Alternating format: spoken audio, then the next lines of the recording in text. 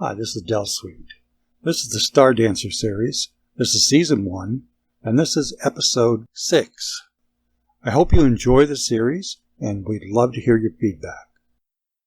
Day 128. Star Dancer. Deck 14. There were 26 people standing solemnly in the huge cargo bay. They had piped in air for the occasion, and that had taken several hours to accomplish. The body lay before them, already nestled in the waste tube. The cargo bay rarely ever had air, and because of that there were usually no odors. Things spilled from cargo containers lay undisturbed for months. Petra looked around, amazed at how derelict the space seemed. This space was not heated. The ship had no provision for heating the cargo areas, and only limited ability to add an atmosphere. The waste tubes in this bay were one of 10 sets shipwide and were used sporadically. Typically everything was recycled, but the occasional odd waste would be ejected out into space, or the rare burial would utilize the tube to complete. Mike had told her there had never been a burial on Star Dancer. Once a crew member had died, and they had been close to Io, and so they had simply transported the body to Io and turned it over to the Fed crew there. That was as close as he had come to death on his ship in over 20 years of operating intraspace. She glanced over at him now. He was faced away from her, eyes downcast. He lifted his face and turned to her as though he had felt the weight of her eyes on him. He smiled, the first smile she had seen in a few days. Mike had heard from Baylor 2 weeks before concerning Leeds, the man whose body was nestled in the tube. He had never fully recovered from the CO2 poisoning. Baylor believed it was genetic, some predisposition that had shut down the man's kidneys and lymphatic system to start with. It had probably begun that process with every one of them, but fresh oxygen had immediately reversed the process, leaving no damage. For whatever reason, Leeds' system had continued to degrade, destroying his organs one by one. The ship had no real medical bay, no medical staff for that matter. There were 2 medical officers within the Fed staff, but they were strictly low-key, bandages and aspirin types. They did have access to an extensive database and radio links to any medical assistance they needed, or either ahead at Mars, back on Earth, or anywhere else they needed. And that was helpful, but it wasn't experienced hands-on help like a star cruiser with a fully equipped medical bay would have. They had autopsied the body, she knew. Mike had not wanted to talk about it. He had been silent and moody from then on. The autopsy was not to provide answers now, but at 27 when they arrived. The internal organs, brain, blood samples were all in cold storage on Deck 0, waiting. Baylor looked around and then stepped forward. "Service life is not for everyone," he began slowly in a measured voice. Jason Leeds had been in the service for a little more than 3 years. Fresh out of active service, and all of that time was aboard Star Dancer. He found a place he liked, a pace of life that suited him, and he stayed with it. He cleared his throat and then continued. "He came to me last year and talked to me about staying. He knew it would cost him a star cruiser, but he knew a star cruiser would take him away from Earth, Mars, and the places he loved so much. He had no family, no other considerations. I told him to go with his heart, and he did." His eyes raised from the stained and scarred decking. "One of the finest men I have had the privilege of commanding, and one I never had a single bad write-up for, bad words with, and that is the way I will remember him. A military man to the end." He looked around the room at the others. If anyone would like to add anything. 2 others stepped forward and spoke as Petra listened. Friends who added even more to the understanding of a man she had never met. Mike had never met him either. It was the way things worked on intra-cruisers. The crews were fed, the ship crew was isolated from what they did day to day. There were never times where the 2 intermingled. She thought that was wrong. Mike did too, they had talked about it. It was probably what most upset him, having worked with a man who knew his ship, experienced several trips, and yet they had never talked one time. He was not even sure he had ever met him. There was just something fundamentally wrong with that in his opinion, and Petra agreed with him. Mike was thinking about throwing it all in after the second trip out, the trip out that would put her into the end of her contract and buying a Star Cruiser. He had not asked her to come with him, but the offer had been made without words. In fact, the offer had been made for a lot more than just a job. The offer was there for a partnership that would include all they would do together. She had not answered. She had not trusted herself to answer.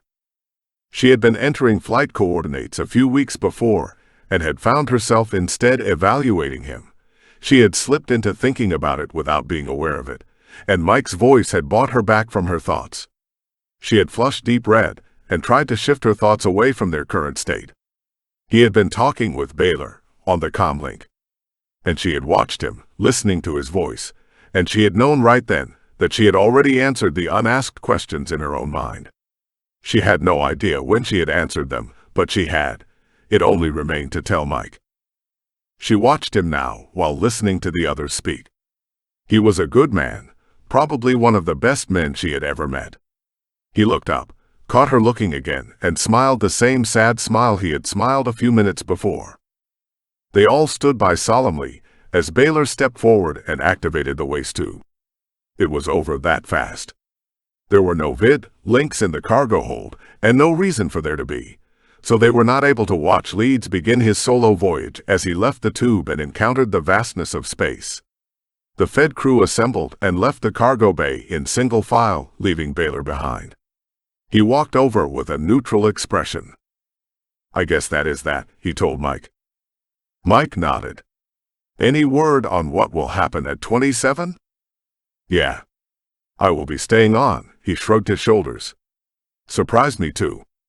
I thought for sure I would be tied up there for a while, maybe get a new position there in the prison, but they actually bumped my payout to come back to Earth.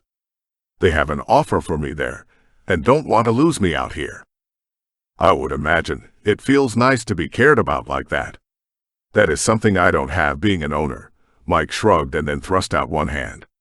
"Won't be long now, and we'll be there. It's a relief to me that I don't have to get used to someone else on the way back. I'll deal with the last trip and see how that goes." Baylor nodded, including Petra in the nod. They spent 3 days questioning Roland on the vidlink. "Really?" Petra asked. "How does that work? Are you present?" "No. I get the link established, put him in a guarded room, and they do the rest. He has a lawyer on Earth and another on 27, and everything goes through them at this point, including questions. He might just be arraigned on 27 and remanded for Earth transport. Might even be me on the return." "You have got to be kidding," Petra said. "No. But even though you don't know much about it, we are transporting some of the worst prisoners on nearly every trip. Some live some cryo-transports. So they're right here at all times.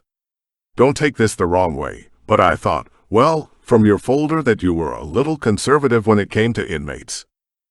Petra nodded. She took a breath. Mike could tell the question had irritated her. "It isn't that.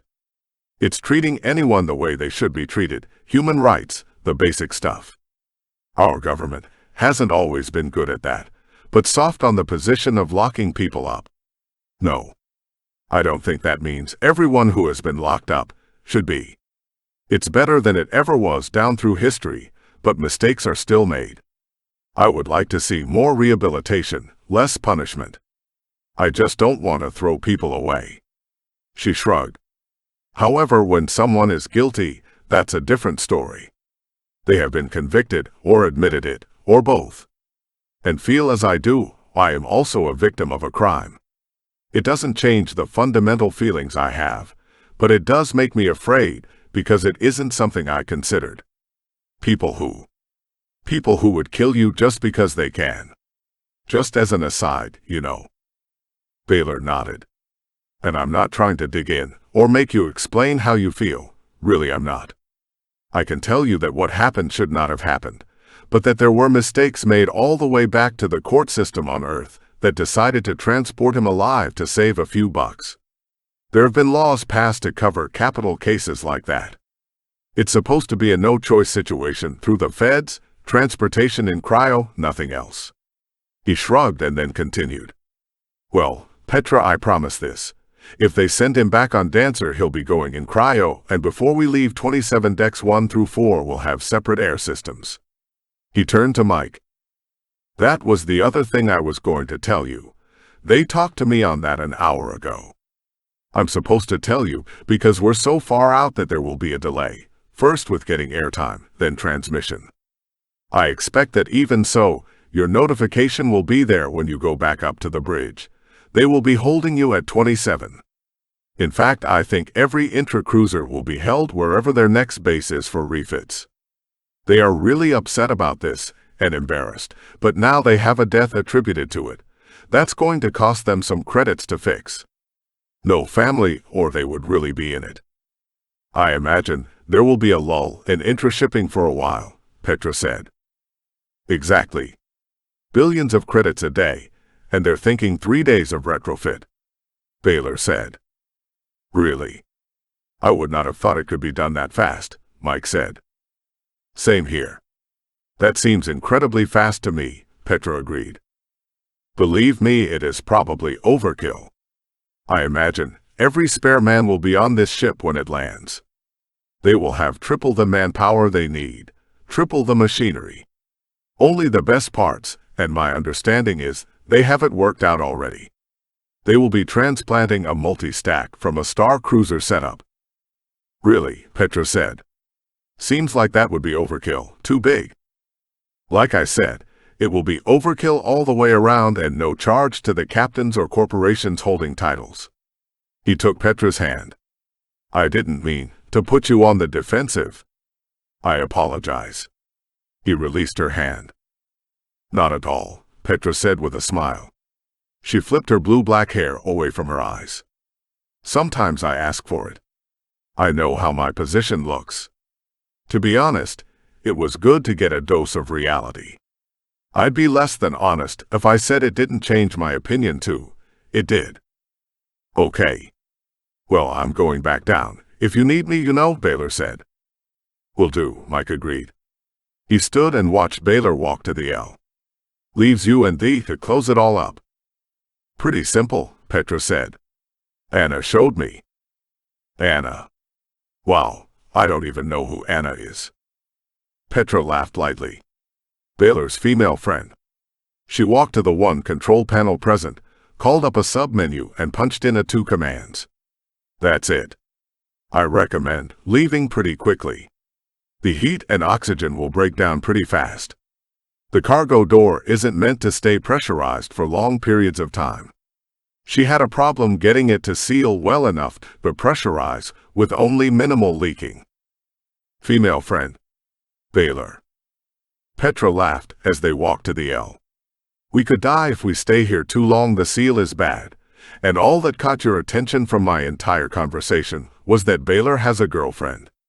She shook her head lightly from side to side, reached the L, saw it was still in use, and punched in a return request.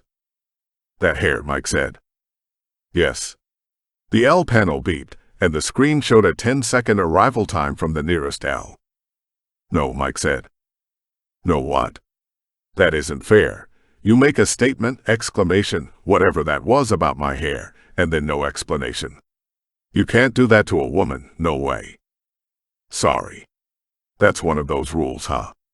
I am dumb when it comes to women, I will admit that. The L arrived, and they both stepped in. Mike punched the coordinates for Deck 0. You know what, Mike? There is nothing to be dumb about. We're the same, you and I, you and any other woman, me and any other man. The only mystery that is there because we put it there, cultivated it, groomed it, made it believable. If you treat me the same way you have been, I will never leave. Why would I? It's actually nice that you don't go out of your way to make it seem like something else. Like I should be treated like a princess or something. Like there are so many differences we can't understand about each other. Mike smiled. I'm glad you said that.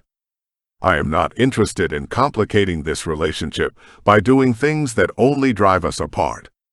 I heard that right? Right. Silence held for a few moments. You said you would never leave. He held up one hand as she protested. Heat of the moment, Petra said despite the hand. Isn't that complicating things right there? Mike asked. Now that is not fair. That is. She hung her head, raised it with a crooked grin and then nodded. I did say it. I feel that way too. There. I said it, you're not alone in it. I don't want to wait a year at a time to see you, Petra told him. I know you want to go, but if you do, I want to go too. You thought I would go without you. No. I think I was waiting for the right time to ask you. I guess this has become the right time. So ask me, Petra said. Really? Didn't I just ask? Now, who is trying to complicate it? Petra asked. Okay. Okay. But seriously, Petra, I want you to come with me. I mean, I know being with me would have meant that you would have given up star cruisers or at least put them off for a while, but not now. I'm thinking we run it together equal. It's our show. We run the ship as co-captains, something like that. He sighed. I want you to come in with me, Petra. I want to be partners on this star cruiser. You are so cute when you are nervous. Yes. I will go. I want to go. I have been trying to find a way to get to this conversation and get it done. Mike leaned forward, gathered her into his arms and pulled her close.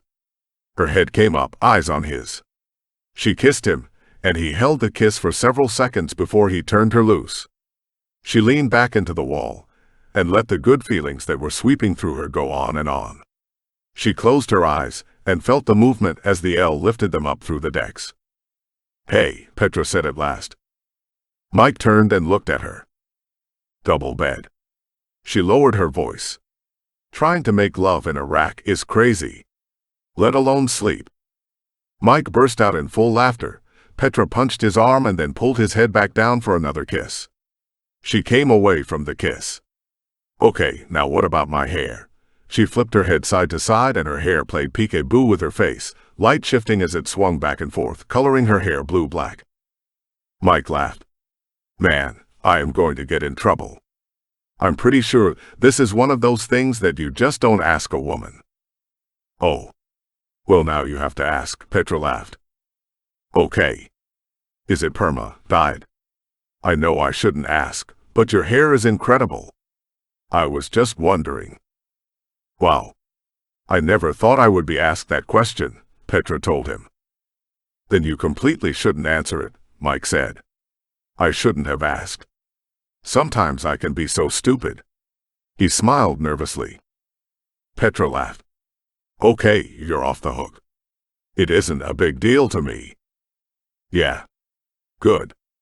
I have to call Tom, get a fab crew in here, get this bed built. He pulled her close and kissed her. What about a mattress? Petra asked. We could take 2 of the rack pads and use those. Well, I think Tom can point us in a good direction for that too. A real double mattress, thicker than those 1-inch pads we have on the racks. Look at the roots. What? Roots. She parted her hair close over her scalp. Roots. Oh.